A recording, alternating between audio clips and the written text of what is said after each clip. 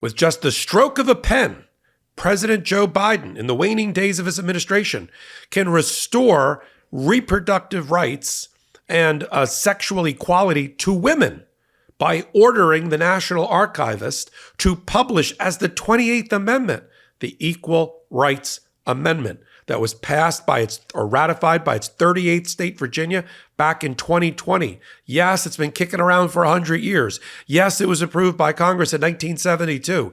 But if we can get the Equal Rights Amendment not passed, ordered to be adopted and announced and published by the National Archivist by Joe Biden, we've got a new way around the Dobbs decision and in a way to try to restore women's equal rights and first-class citizenship in this country. I'm Michael Popok. You're on Legal AF, the YouTube channel, and we've got some fresh reporting coming out of the Meidas Touch network because they interviewed Joe Biden, Ben Meidas, my podcast partner, and asked him particularly about the Equal Rights Amendment and gave a lot of hope to Senator Kirsten Gillibrand out of New York, who's been leading the charge for the last 5 years to have the National Archivist, the President of the United States, recognize that the Equal Rights Amendment was passed in 2020 when Virginia became the 38th state, which is required 2/3 of the 50 states.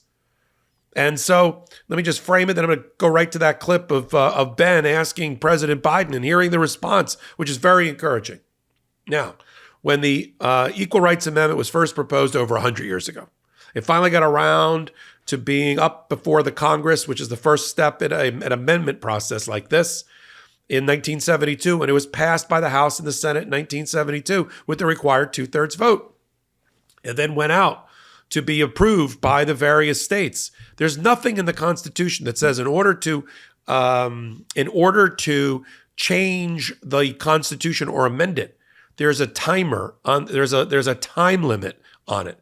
I mean, it took the amendment almost 100 years to get to Congress, but for whatever reason, in 1972, Congress at the time said there's a 10-year timer, and that was in 1972. By 1982, they were 3 states short of the Equal Rights Amendment. Let me read you the language of the Equal Rights Amendment so you know what I'm talking about and why this is so important in a post-Dobbs world to give us an anchor to help women reclaim their reproductive health, reproductive rights, and bodily autonomy.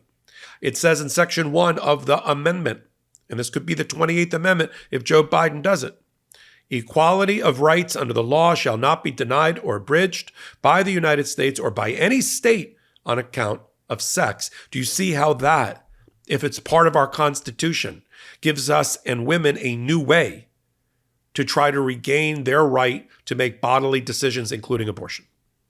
Section 2 of the 28th Amendment, what I'm calling the 28th Amendment, would be that Congress shall have the power to enforce by appropriate legislation the provisions of this article, and then it says this amendment shall take place 2 years after the date of its ratification. They put a separate timer of 10 years on it, but the argument, all constitutional scholars, all like-minded, fair-minded constitutional scholars have said the timer, the ticker, the 10-year limit to circulate it among the states to try to get the 2/3 vote is unconstitutional. It's not part of the Constitution. It can be ignored. So the fact that it took an additional 20 years or so to have Virginia be the 38th state is sufficient to now declare it to be an amendment. And that's what Kirsten Gillibrand, joined by others, have been pressuring Joe Biden to do. And he was asked this question by Ben Meidas just a day or so ago at the White House. And here's his response. Let's run the clip. What are you working on right now that you hope to accomplish before the end of your term? Is there one thing that you're hoping to get done? Well, there's a couple things I want to get done. Women's issues, for example, women's health, dealing with issues relating to whether or not we're going to, we should be passing ERA. There's a consensus for it. We should be there's a lot of things we should be doing. Okay. This is encouraging. Now look, Kirsten Gillibrand has tried every which way but loose to try to get this amendment to be declared. She tried to get the 2/3, to try to get the Senate to make a declaration that it has passed. In other words, have the Senate and the House declare with a 60-person vote, a 60 supermajority veto proof, to have it declared that the amendment had passed, that had been ratified by the 38th state, Virginia, and that's it. Now look, side note, a couple of the states MAGA red, rescinded the Equal Rights Amendment from their prior legislatures. No surprise, right? But there's also a constitutional principle. I'll summarize it this way: no backseas. You don't get to rescind what you've already done just because you've had more time on the clock. So if we ignore the backseas and we say Virginia was the 38th state, we're done. She first started, Senator Gillibrand, by having the Senate and the House declare that. But when they wouldn't move on that, and you can't get 60 senators to do anything at this moment in time under the MAGA world that we live in, she then resorted to another theory, which I agree with, which is there's nothing in the Constitution that says there's a timer or a ticker or a shelf life on an amendment that's being circulated for ratification. As I said at the top of this hot take, it took 100 years. It was the Equal Rights Amendment as a concept was born 100 years ago. 50 years ago, it was passed by the House. Why does it have to have a timer on it by the House and the Senate?